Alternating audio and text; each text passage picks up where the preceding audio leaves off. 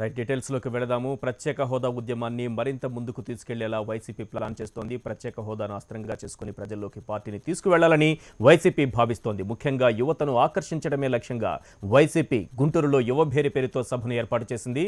YCP అధినేత జగన్ విద్యార్థులతో ముఖాముఖి నిర్వహించనున్నారు.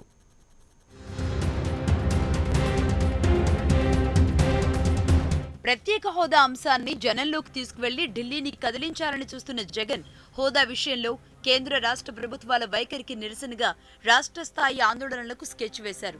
హోదా ఉద్యమాన్ని మరింత ముందుకు తీసుకువెళ్లేందుకు యువతపై దృష్టి సారించారు.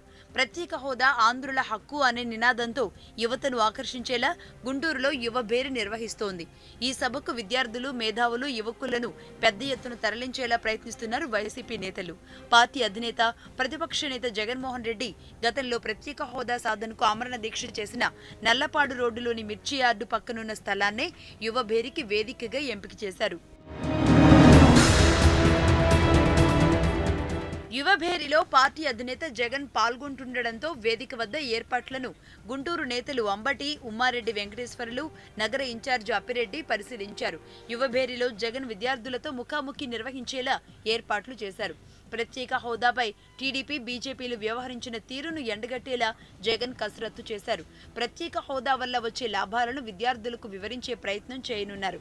జగన్మోహన్ రెడ్డి గారు యువభేరి కార్యక్రమాన్ని ఇక్కడ ప్రారంభిస్తారు. ప్రత్యేక హోదా వస్తేనే ఉద్యోగ అవకాశాలు కలుగుతాయని మరి వాళ్ళందరూ కూడా భావిస్తూ ఉన్నారు.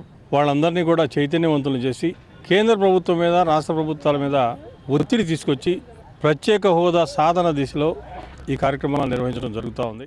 గత 3 సంవత్సరాలుగా ఈ రాష్ట్ర భవిష్యత్తు కోసం, విద్యార్థుల భవిష్యత్తు కోసం, ప్రత్యేక హోదా కోసం పోరాటం చేస్తున్న ఏకైక నాయకుడు వైఎస్ జగన్మోహన్ రెడ్డి గారు.